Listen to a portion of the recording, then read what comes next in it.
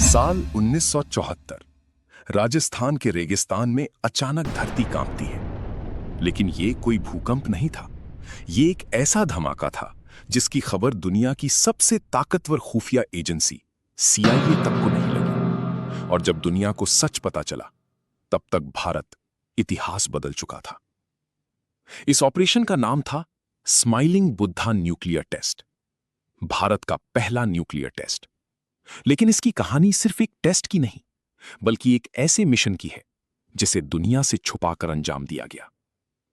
1962 में चीन के साथ युद्ध और फिर 1964 में चीन का न्यूक्लियर टेस्ट भारत के लिए ये एक बड़ा खतरा बन चुका था।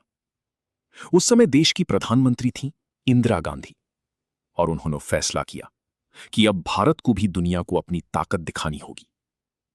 लेकिन समस्या ये थी, अगर दुनिया को इसकी भनक लग जाती तो अमेरिका और बाकी देश भारत पर दबाव डाल सकते थे। इसलिए एक गुप्त मिशन शुरू हुआ। वैज्ञानिकों की एक छोटी टीम, सेना के चुनिंदा अधिकारी, और सब कुछ इतना सीक्रेट कि कई लोगों को खुद नहीं पता था कि वो किस मिशन पर काम कर रही हैं। राजस्थान के पोखरण में एक गहरा गड्ढा खोदा गया। काम सिर्फ रात में होता था। उपकरणों को आम ट्रकों में छुपाकर लाया जाता था ताकि किसी सैटेलाइट को शक न हो।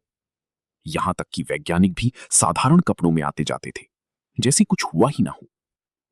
हर दिन खतरा बढ़ रहा था। अगर CIA को जरा भी शक हो जाता तो यह मिशन शुरू होने से पहले ही खत्म हो सकता था। लेकिन भारत ने एक एक कदम बेहद चालाकी से बढ़ाया। और फिर 18 मई 1974 सुबह का समय, काउंटडाउन शुरू होता है। 3, 2, 1। अचानक रेगिस्तान के नीचे एक जबरदस्त धमाका होता है। धरती हिल जाती है, धूल का गुबार आसमान में उठता है। भारत सफल हो चुका था। जब दुनिया को इस टेस्ट के बारे में पता चला तो सब हैरान रह गए। अमेरिका, यूरोप, सबको लगा कि यह कैसे पॉसिबल हुआ बिना किसी को पता चले। भारत अब दुनिया की न्यूक्लियर ताकत बन चुका था। इस ऑपरेशन को नाम दिया गया स्माइलिंग बुद्धा, क्योंकि यह टेस्ट बुद्ध पूर्णिमा के दिन हुआ था। लेकिन आज भी सवाल उठता है, क्या यह सिर्फ एक टेस्ट था या दुनिया को दिया गया एक शांत लेकिन ताकतवर संदेश? भारत का वो सीक्रेट मिशन जिसने दुनिया को चौंका दिया।